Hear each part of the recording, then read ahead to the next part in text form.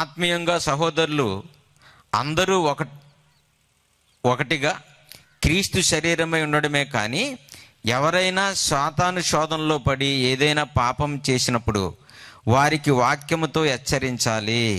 సహోదరుని గురించి అందరికీ చెడ్డగా చెప్పి ప్రచారము చేయడం తప్పు, తీర్పు తీర్చడం అవుతుంది కదా. అందుకే వాక్యం ఏమీ చెప్పకుండా బ్లాక్ చేయడము వాక్యానుసారము కాదు కదా అని నా అభిప్రాయము. మీరు కూడా కొంచెము వివరించగలరు. ఒకవేళ తప్పు చేసిన వారికి హెచ్చరించకుండా అందరికీ ఆ సహోదరుని గురించి అన్నీ చెడ్డగా పరిచయం చేస్తే అది నేరం అవుతుంది కదా అన్నయ్య అని రాశారు. మీకు అర్థమైందా? ఎవరైనా తప్పు చేసినప్పుడంట వాళ్ళు తప్పుని గురించి మనం ఎత్తి చూపిస్తే వాళ్ళకి మనం తీర్పు తీర్చినట్టు అవుతుంది. వాళ్ళు చేసిన తప్పుని వాళ్ళకి చూపించకుండా ఏం చేయాలంట? వాక్యంతో హెచ్చరించి వాళ్ళని మనం మందలించాలి అని మరి చెల్లో తమ్ముడో కానీ చక్కగా రాశారు కదా. ఇది వరకు మనం ఒక భయంకరమైన పాట విన్నాం చాలామంది. అదేంటంటే ఎదుటివాని పాపాలు ఎత్తి చూపించకూడదు. అసలు బైబిల్ అంతా ఎత్తి చూపించమని చెప్తుంది. ఎదుటివాని పాపాలు ఎత్తి చూపించకూడదా? ఎక్కడుంది బైబిల్లో? ఆలోచించండి. పాపం అలాంటి ప్రసంగాలు విన్న చెల్లోళ్ళు తమ్ముళ్ళు ఏమనుకుంటున్నారంటే సువార్త చేస్తే చాలు దేవుడు ఏ పాపం చేసినా కడిగేస్తాడు. ఏదో రకంగా కింద మీద పడి సువార్త ప్రకటించుకుంటూ పాపాలు చేసుకుంటూ తప్పులు కప్పుకుంటూ వెళ్ళిపోతే నువ్వెన్ని పాపాలు చేసావని అడగడండి దేవుడు కదా. తూర్పుకి పడమరకి ఎంత దూరం ఉందో నీకును నీ పాపమునకును అంత దూరం విసిరేస్తానన్నాడు కదా. అంటే మనం విసిరేస్తే ఊరుకుంటాం ఏంటి? ఎరుగు తెచ్చేసుకుంటాం. అని ఎలాంటి వాళ్ళు మనం? తూర్పుకి పడమరకు కాదు కదా, బంగాళాఖాతంలో లోపలికి మెరీనా ట్రెంచ్లో పారేసినా సరే తెచ్చేసుకుంటాం. పసిఫిక్ మహాసముద్రంలో పారేసినా తెచ్చేసుకుంటాం మనం అలాంటి వాళ్ళు. కాబట్టి తప్పు చేసిన వాళ్ళని హెచ్చరించకూడదు అనేది చాలా పొరపాటు. తప్పు చేసిన వాళ్ళని ఏం అనకూడదు. చక్కగా గుడుకు మేకపోతుని పెంచినట్టు కూర్చుని పెంచాలి, సంఘాలలో అలాగా మేగుతూ ఉండాలనేది చాలా తప్పు. తప్పు చేసిన వాడిని తాట తీసేయమన్నది బైబిల్లో. యెహెజ్కేలు గ్రంథం 33వ అధ్యాయము చూడండి, వాక్యం ఎంత బాగా చెప్పిందో. ఏమండి, ఎవరికైనా పాపం గురించి ఉదాహరణ కూడా చెప్పకూడదు. మీరు పర్లేదు లేరా అనకూడదు. చాలా పొరపాటు. తప్పుని తప్పుగా ఖండించాలి, మంచిని మంచిగా ప్రేమించాలి. అలాగని తప్పు చేసిన వెంటనే జుట్టు పట్టుకుని కొట్టేయమని కాదు. మందలించండి, హెచ్చరించండి. వినలేదనుకోండి వదిలేయాలి. ఎలా వదిలేయాలి చూడండి. యెహెజ్కేలు గ్రంథం 33వ అధ్యాయము 8వ వచనం. యెహెజ్కేలు గారు రాసిన గ్రంథము 33వ అధ్యాయము. అందరూ తీసి చూడండి అమ్మా, అందరూ తీయండి, చూడండి. బాగా చెప్పలేదు అనకండి మళ్ళీని. యెహెజ్కేలు గారు రాసిన గ్రంథం 33వ అధ్యాయము 8వ వచనం. దుర్మార్గుడా, నీవు నిశ్చయముగా మరణము నొందుదువు అని దుర్మార్గునికి. వాక్యంలో దేవుడు మనకి ఏం చెప్పాడు?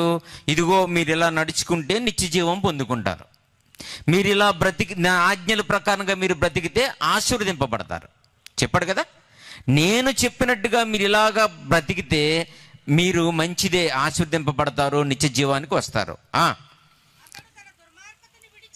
ఒకవేళ నేను చెప్పిన మాటలు విన్న తర్వాత వాళ్ళ మనసు మారి, దుర్మార్గుడు పాపి మనసు మారి రెక్టిఫై అయ్యి పశ్చాత్తాపడి జాగ్రత్త పడినట్లు సేవకుడైన నీవు ఆ దుర్మార్గునికి నా మాట తెలియచేయాలి. అబ్బాయి, నువ్వు చేసేది మంచిది కాదు.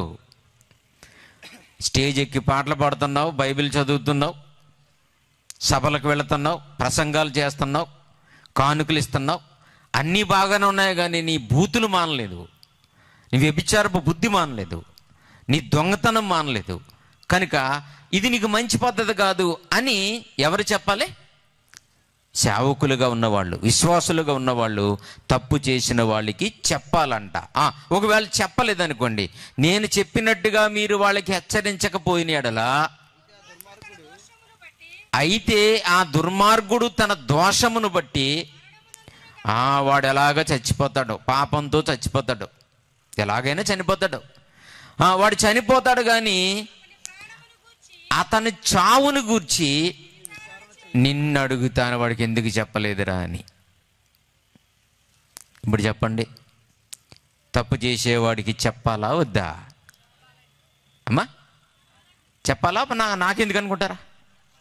నీకెందుకు అనుకున్నారంటే ఆడు బాగానే ఉంటాడంట.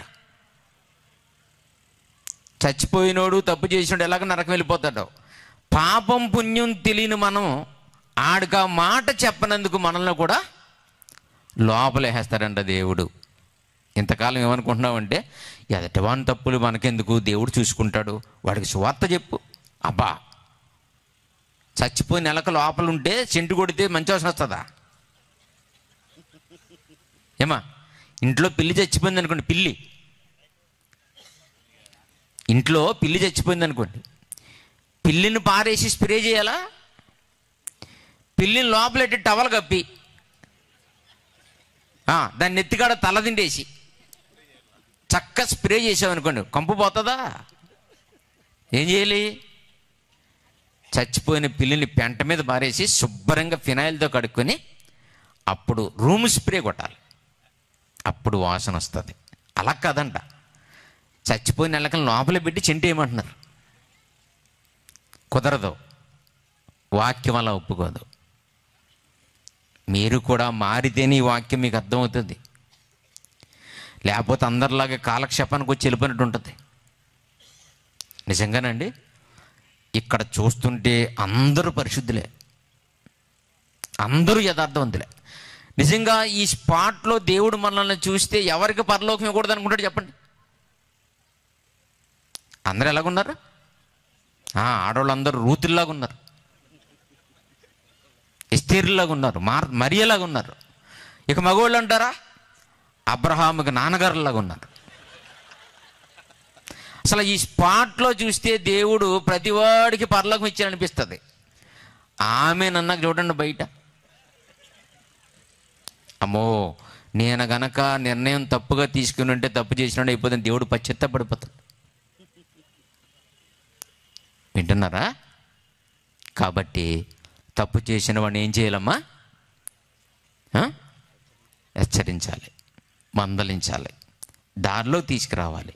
రాలేదనుకోండి వదిలిపెట్టేయాలి. అంతేగాని ఆడికి వాక్యం చెప్దాం, ఆడిని మార్చుదాం అన్నారా, మిమ్మల్ని మార్చేస్తాడు. అలాగని వదిలేయమంటలేదు, కొన్నిసార్లు చెప్పండి. ఎదుటివాని పాపాలు ఎత్తి చూపించకూడదు అనేది తప్పు, చెప్పమనే వాక్యం చెబుతుంది.